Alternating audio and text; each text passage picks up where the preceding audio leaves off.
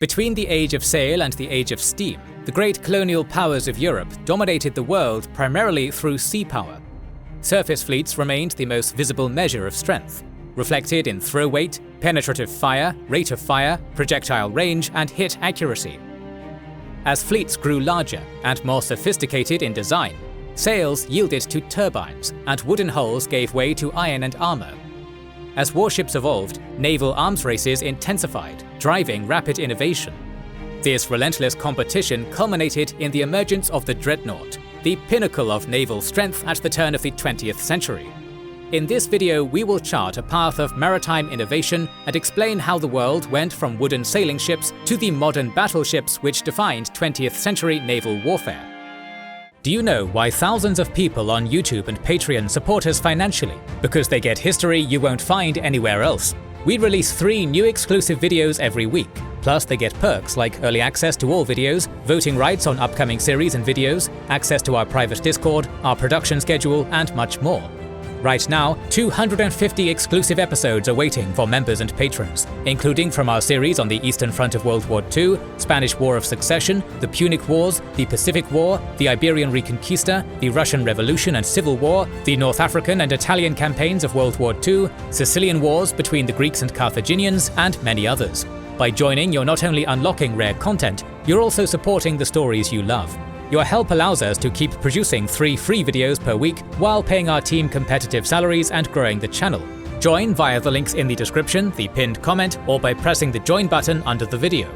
Thanks for making this possible. The modernization of naval artillery began in the 14th century, when the introduction of gunpowder technology into European warfare led to the development of large cannons, increasing the weight of vessels, making oar propulsion impractical and paving the way for sailing warships. By the 16th century, the sailing man-of-war dominated the seas, featuring 3 masts with 3 to 4 sails. Their hulls reached up to 60 meters long, capable of carrying as many as 124 cannons, 4 at the bow, 8 at the stern, and 56 on the broadsides, capable of reaching speeds around 9 knots. By the mid-17th century, the line of battle tactic emerged, as broadsides became decisive. Fleets formed orderly lines to deliver concentrated fire without risking friendly fire, shifting naval design away from vessels with heavy fore and aft castles suited to boarding tactics and toward lighter, more maneuverable ships. Hulls grew larger to accommodate more guns, giving rise to the ship of the line, with the common 2-decked 74-gun type weighing about 3,000 tons and mounting 24 to 36-pounder guns on the lower deck and various calibers on the upper deck. Despite these changes, 3 centuries of the Age of Sail saw little change in terms of protection and mobility. Consequently, an Elizabethan sailor from the 1600s could readily have served aboard Admiral Nelson's HMS Victory in 1805. In the 19th century, the advent of the steam engine transformed naval propulsion. Steam power initially served as an auxiliary power source on ships, which were still primarily sail-powered. By the 1830s, navies experimented with paddle steamer warships, but their exposed, above-water paddle wheels hindered broadside fire. Between 1840 and 1890, Britain and France engaged in a naval arms contest known as the Great Race. To escape paddle propulsion, both nations turned to the Archimedean screw, a reversible hydraulic machine that could operate as a pump or a power generator. By 1846, Britain retrofitted 2 ships of the line with steam plants to create the first screw-driven ships, though these remained sail-first configurations. The French introduced the first true steam battleship, Napoleon, in 1850, with Britain replying with HMS Agamemnon 2 years later. For about a decade, wooden screw-driven ships dominated the naval race. The introduction of Paixhans guns, capable of firing explosive shells, reshaped naval warfare. Demonstrated by General Henri-Joseph Paixhan in 1823 and adopted by France and other great powers in 1841, these groundbreaking explosive ordnances made wooden warships more vulnerable to shellfire. Screw-driven ships armed with Paixhan dominated for a decade and saw action in the Crimean War, fought between Russia and an alliance of Great Britain, France, and the Ottoman Empire. The Russian Navy's destruction of the Turkish fleet at Sinope in 1854 underscored wooden ships' vulnerability to shellfire. In response, the French Emperor Napoleon III proposed ironclad floating batteries armed with Paixhans guns to bombard Russian fortifications at Kinburn. This development marked a shift away from wooden ships towards ironclad vessels.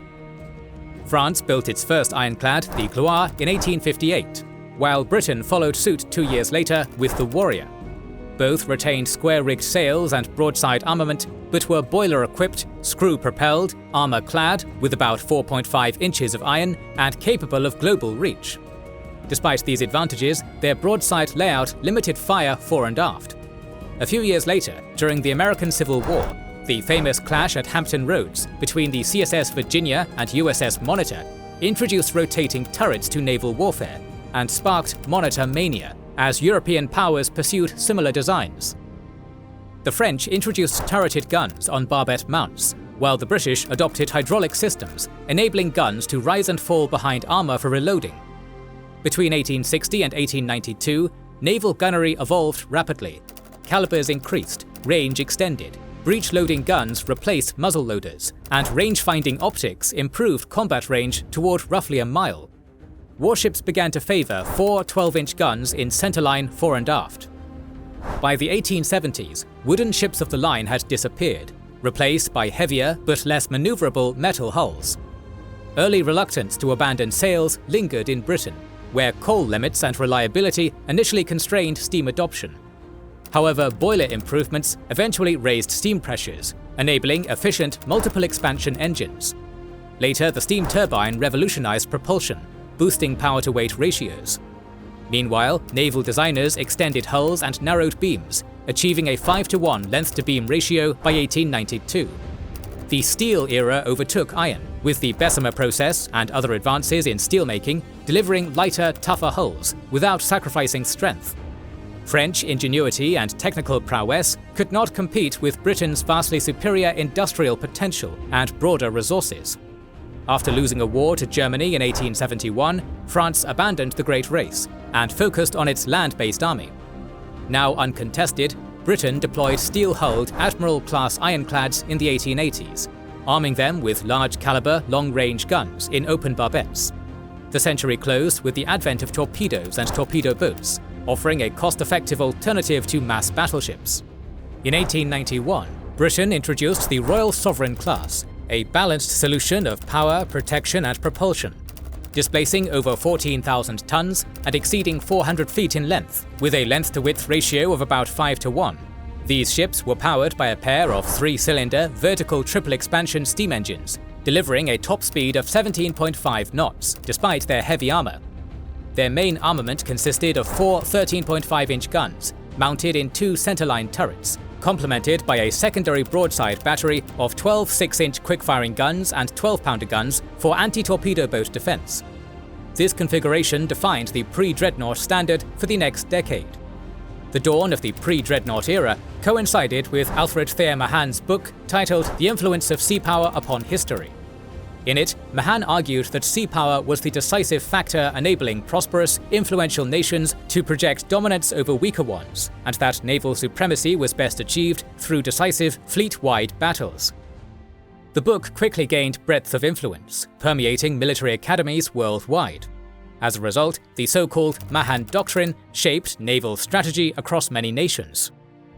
While France effectively ended its naval rivalry with Britain after 1888, Kaiser Wilhelm II and Admiral Alfred von Tirpitz pursued a German navy designed to exert a fleet in being and compel Britain to concede diplomatically in any potential conflict, rather than openly challenge Germany at sea.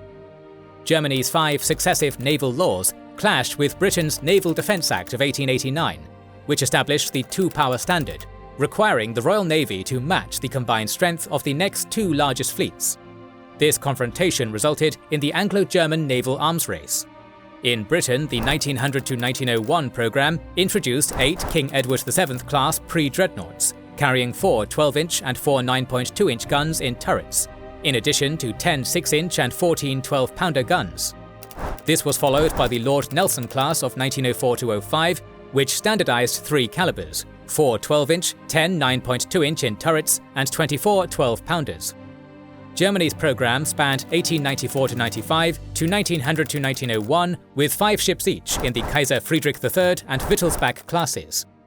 These ships were well protected, featuring 9.4-inch turret guns, quick-firing secondary batteries, and a heavier secondary armament of 5.9 inches. Later, the Braunschweig and Deutschland classes of 1901–06 increased turret calibers to 11 inches and raised secondary guns to 6.7 inches. The pre-dreadnoughts remained widespread and saw action in diverse conflicts. Notably, the Russo-Japanese War of 1904–05 demonstrated their vulnerabilities and sparked shifts in strategy. In the Spanish-American War of 1898, American pre-dreadnoughts fought shore batteries at San Juan, while Spanish armored cruisers and destroyers fought at Santiago de Cuba. However, the decisive influence on future designs came from the Russo-Japanese War, where Russia and Japan clashed at Port Arthur, the Yellow Sea, and Tsushima. These engagements overturned prevailing naval theories. As battles began to occur at greater ranges, plunging fire from above became a dominant threat, and naval architects increasingly argued that the all-big-gun battleship would define future fleets. The passage of Germany's Second Naval Act in 1900 heightened the Admiralty's concerns that Germany sought war with Britain. In 1904, Admiral Sir John Fisher became First Sea Lord and launched a substantial reorganization of the Royal Navy. He also formed a special committee to design a new super battleship.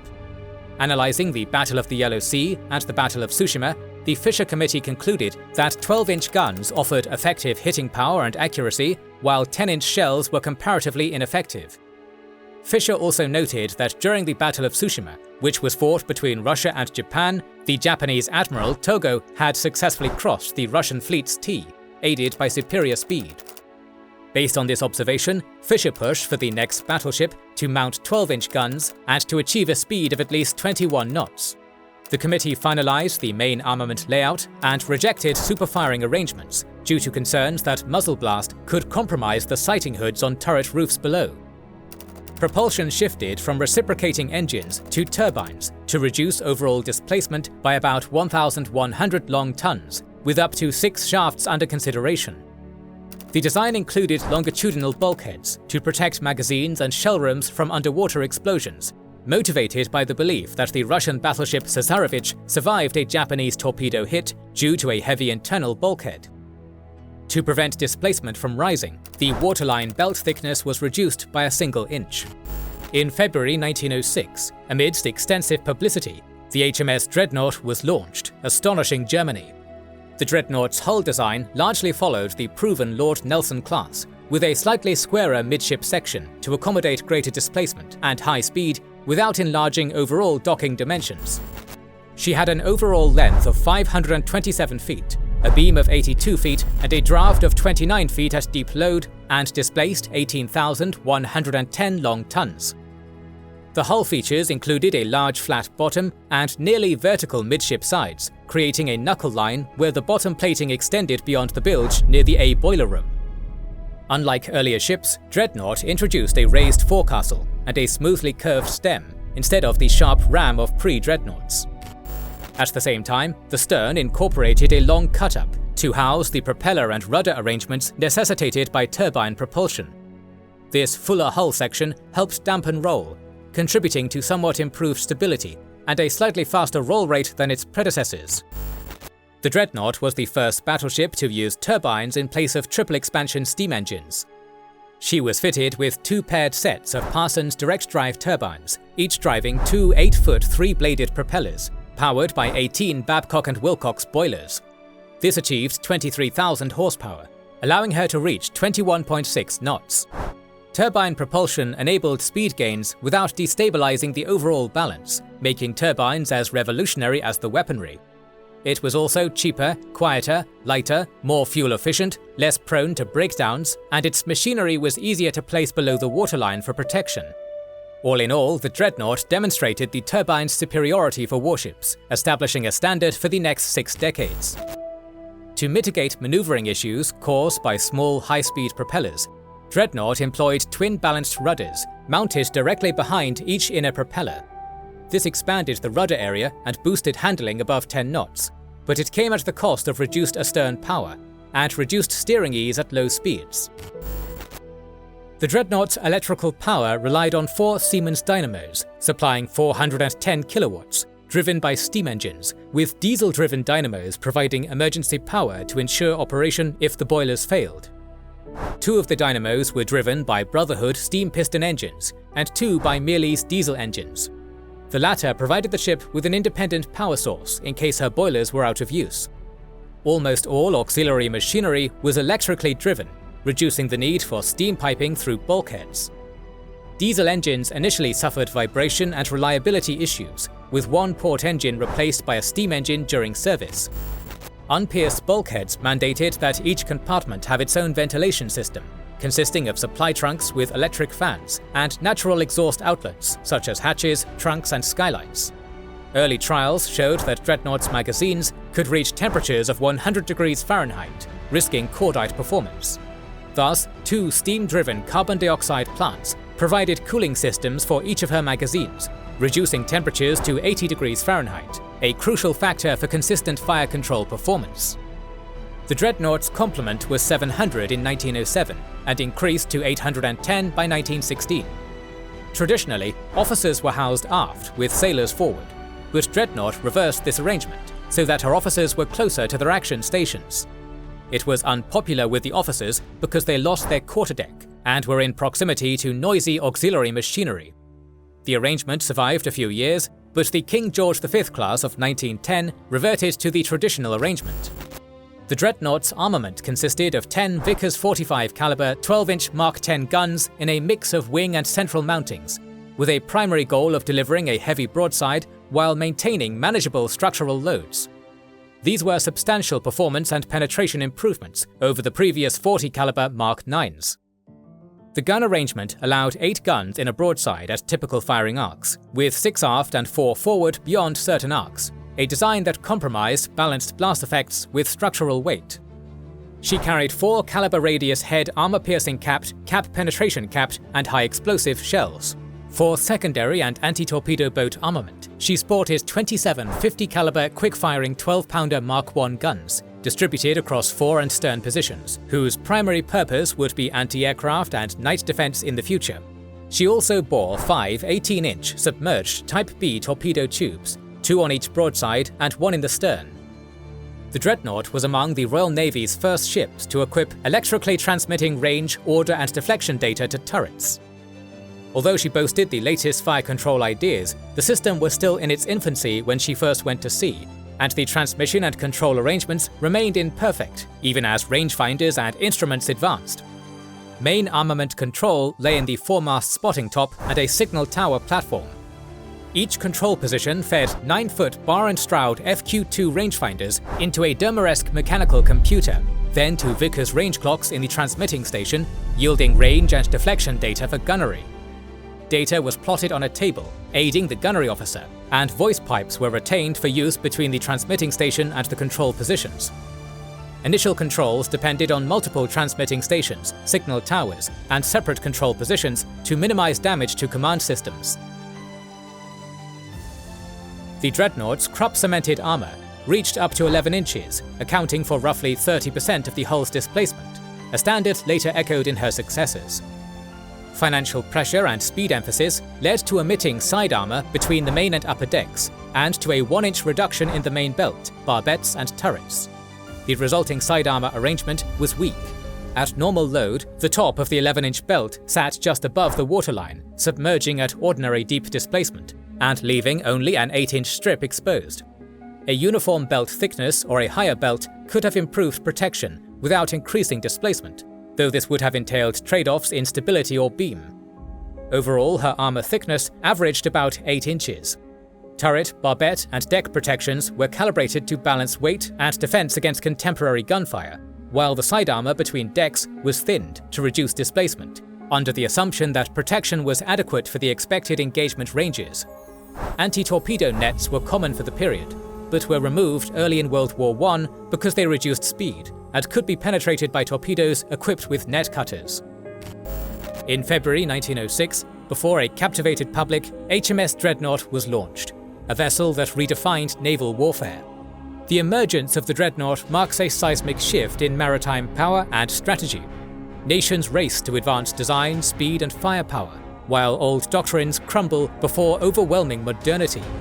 With the unveiling of HMS Dreadnought, in a single stroke, Britain rendered her 61 pre-dreadnoughts obsolete and dramatically escalated her naval arms race with Germany. In the years that followed, the world's great powers scrambled to match Britain's innovation, transforming shipyards into arenas of industrial rivalry and national pride. The result is a feverish escalation that heightens risk of miscalculation and strategic instability, pulling all major powers into an ever-deepening pre-war standoff. More videos on naval technology are on the way, so make sure you are subscribed and have pressed the bell button to see them. Please consider liking, subscribing, commenting and sharing, it helps immensely. Our patrons and YouTube members can watch more than 200 exclusive videos. Join their ranks via the link in the description or by pressing the join button under the video to watch these weekly videos, learn about our schedule, get early access to our videos, access our private Discord, and much more. This is the Kings and Generals channel, and we will catch you on the next one.